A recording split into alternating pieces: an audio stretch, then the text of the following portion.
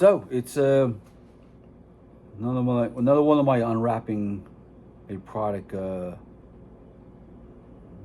Friday night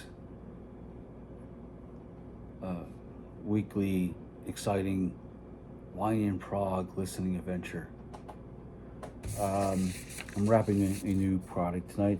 Um, I'm going to be. I've had it lying around for a month, and I'm going to be talking about this band called. I'm fairly new to them. I don't have. I only. This is like only my second one I have by them, and it's called Big Train Woodcut. Um, a couple years back, I managed to get my hand on this, and the only reason why I decided to take the plunge because they had a 5.1 mix on there, and you know how much I love those. Um, so I did a little background info, stuff I didn't really know about until like a few minutes ago. Well, the band is from Portsmouth, Bournemouth, which is a town on the south coast of the UK, of England. They're facing France. Yeah, you could probably just jump right in the ocean and probably have a couple of strokes. You'd probably land right in France. But like, of course, I heard that English channel could be murder. So in Bournemouth, I've also was surprised to learn that that's where Mary Shelley is buried, the author of Frankenstein. That's pretty cool. Anyway, the band was formed in the late 80s, 1988 circa, by Gregory Spaughton and another fellow by the name Andy Poole, who incidentally happened to be one of the roadies for IQ. And that's where they did, where this band did their first two albums on the Giant Electric P label, which is essentially Martin Orthworth's keyboard player for IQ. That's his label. Maybe the whole band's label. Maybe they all got money invested in it. They have a total of 16 albums. And like I said, the last two being 15 and 16. And they've had several prog great guest stars on there, such as Nick Virgilio, who I just saw a couple of months last year playing for Steve Hackett. It's always great to see him because he's sort of a local boy out here, and it was Spock's Beard formed in Sherman Oaks, California, and they recorded their first album like up the street from where I was living at the time on Woodcliff Street. That's why they called their it was done in some guy's basement, Woodcliff Studios. Dave Merrows from Spock's Beard has also been on a few albums. Pete Travis from Marillion. He appeared on an album called The Difference Machine. So, when Nick quit Spock's Beard, he went to work for the Circus Soleil out in Canada. And I guess, the gig wasn't available to him for anymore. So he became a full-time member of Big Train. And I guess he lives out in England now. When he works with, because he's a full-time member. I mean, he's really involved with them bigly. Sorry. And it was in 2009, and then when he became a member, they also gained another member, and the vocalist and flutist Dave Landon, and he's been their vocalist for a long time until he passed away a couple years back, at the age of 56. I don't know what he died of. I haven't really looked it up, and I was really blown away with learning that Dave Gregory from XTC was a member for a very short, limited time. But he quit because he didn't want to go on the road with him anymore. And at the time, they were planning a U.S. tour, and really not much of a tour when they finally went out, because they only played like 5 cities in the East Coast, and that was a tour. And they were on the cruise to the Edge thing that leaves from Florida every year. Nothing on this your deity of worship's choice would ever make me step foot in the state of Florida. Not when you got an orange messiah out there thinks he's king of the world or something. I'm not gonna get into that. And that Dave Gregory appeared on the album called Underfall Yard. It's very really well received. Jem Godfrey from Frost and Francis Dunnery from It's Bites did a few stints with them, but not enough to really call themselves full-time members. But when Dave Gregory left, a guitar player, Dave Foster, replaced him, and he's been with the band ever since. So with that being said, and me without my proper tools, we're going to start opening this puppy up. Now, I was exposed to a few videos from this album, and I really loved the song, The Artist on there. I think that was really well done track, and The Sharpest Blade. So those are the YouTube videos I watched. There was another one I watched, but I forget the name of it. But I've only listened to 3 songs out of the 1, 2, 3, 4, 5, 6, 7, 8, 9, 10, 11, 12, 13, 14, 15, 16 on there. And I believe this is their first conceptual album. Let me see what okay. It says right here in the sticker, the first ever narrative concept album from the International Progressive Rock Group. And it's a limited CD and Blu-ray digipack. And it includes Dolby Atmos 5.1 surround sound and high resolution stereo mixes. I'm glad it's a Blu-ray. I thought it was a CD. I thought it was a DVD in here, but well, anyway, let's see what we got here.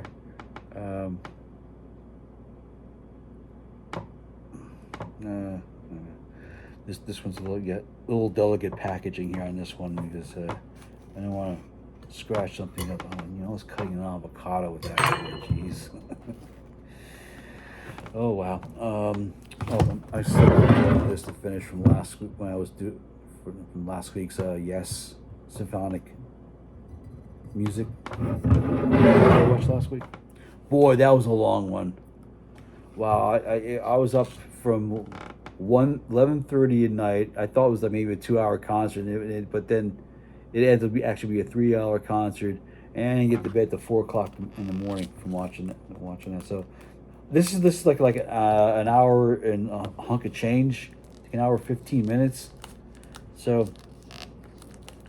yeah, a short night. Maybe we'll get some sleep for once in the weekend. So what we got here? Oh, it comes apart. Check this out. What's going on here? Oh, okay. I'm sorry. It's just a little. Felt like it was a separate thing here. There you go. There's the. You got that there. You got. You pull out a little booklet.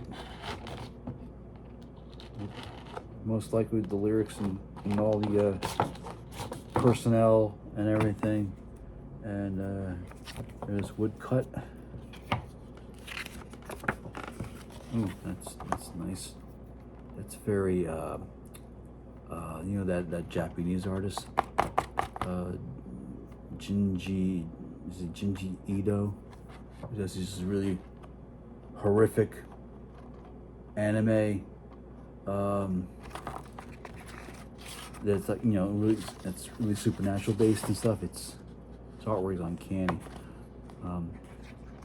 There was a 4-issue mini series that HBO Max had. There was just everything, all the worlds being taken over by like spirals and stuff. It was pretty unique. But anyway, the artwork reminds me of Jinju Ito, if I got that name right. So you got the lyrics here, and there,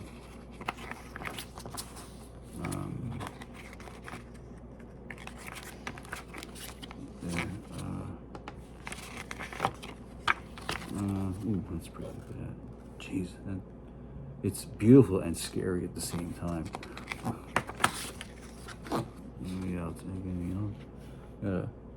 Oh, geez, there's a whole big story here. Is this the real life? Is this just fantasy? The magical and mysterious world of Woodcut. So, okay, so the illustrator, the guy who does all these, is Ernest Ludwig Kirschner. That's what I get from there. Yeah, wow, there's a whole big, massive story to read it behind this. Wow. Yeah, man, should have. Maybe if I got some time before putting this in, I'll read this so I can get a better understanding of it. There you go. Okay, here, Woodcut. Production. It was produced by Alberto Bravin, recorded at Sweetwater Studios in Fort Wayne, United States, in April 2025, and Albert Studios in Southampton, England, in July 2025. That's wild. See, it's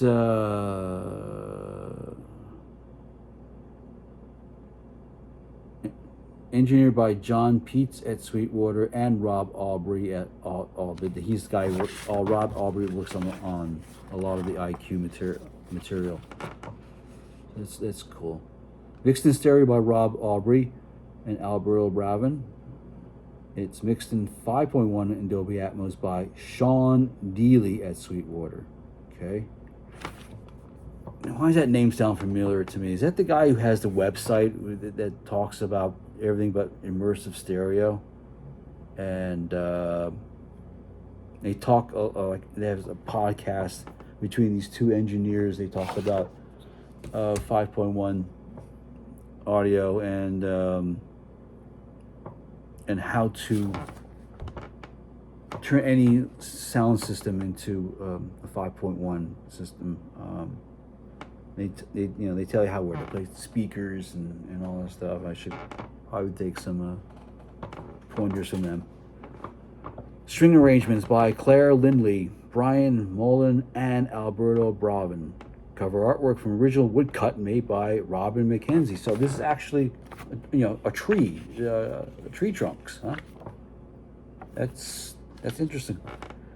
Design and layout by Neil Morn at Lemon Shed. Okay, so we have what else do we have? Anything here? Oh, here's the credits. So Alberto Bravin is on lead vocals, acoustic and electric guitars, keyboards, and Moog and Mellotron. This is the second album with them, replacing David Langdon.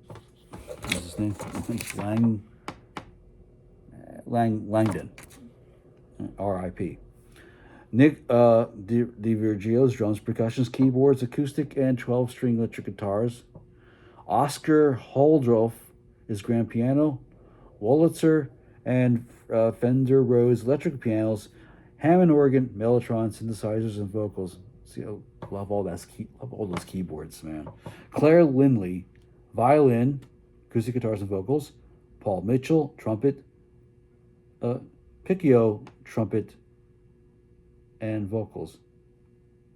Reichard Slaugeblum, I believe he I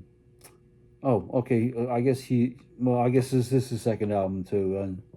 David Foster's no longer the band. Okay, I gotta keep this like a scorecard here, man. He's Swedish or Norwegian. Rickard, maybe short for Richard, in Slom Blum, 6 and 12 string electric guitars, Hammond organ, vocals. And of course, Gregory Spalton, the founder of the band, went bass vocals, 12-string acoustic guitars, mellotron vocals. He looks just like if he was related to Anthony Phillips or Mike Rutherford, the beard and stuff, and with Brian Mulligan, cello, and Matty Wegg, clarinet and alto flute. There's the CD, and there's the Blu-ray, and of course they have a lot of thanks here. And this one's dedicated to the memory of David Longden, 1965 to 2021. Okay, so I'm going to pause this. So it just dawned on me, why did I never put my camera on my sofa? Now you can see everything goes so clearly. So anyway, I had to turn down the volume, so the music doesn't bleed through. Otherwise, I'll have a second cease and desist notice. I don't want that. I got one after I posted the video of Pineapple Thief live over LA, and Harrison got all upset about it.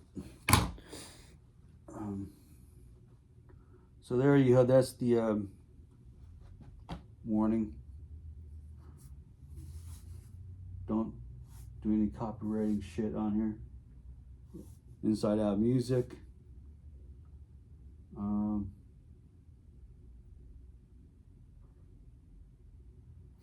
Let's see how the menu goes here. Ooh, isn't that pretty? So, got your play all. You gotta hit the track selection. That's really nice, well done. Let's see, close. And the audio setup, Dolby Atmos, DTS HD 5.1 surround sound, 24-bit stereo, and close. So I'll probably play that mix, and if I want to just sack out on the couch when I don't want to pay attention to everything going around me, I'll just throw on the stereo. Tales from Topographic Oceans is very good. It lullabies you to sleep. When you put it on just a regular stereo mix, it just lulls you off with the sleep. So what I got in the future going on, Unwrapping, Asia is coming out with a DVD or a Blu-ray next week of the new lineup, performing the entire first album plus a few other cuts. I pre-ordered the new Richard Barbarelli album from Porcupine Tree. His new keyboard solo album's coming out. What else do I got on tap? Bruce Sword just announced his 4th solo album's coming out, or is this his 5th? I'm not sure. It's called Ghosts in the Park, coming out in May. I'm probably going to order the deluxe version of that because it's got a 5.1 mix, and he does the best. He's second in line to Steve Wilson. And I do believe I have Marillion.com deluxe package coming out in June 19th. And I believe I have that on order too. So there's 4 albums I got on order. Anyway, it's been a blast. See you next time. Bye.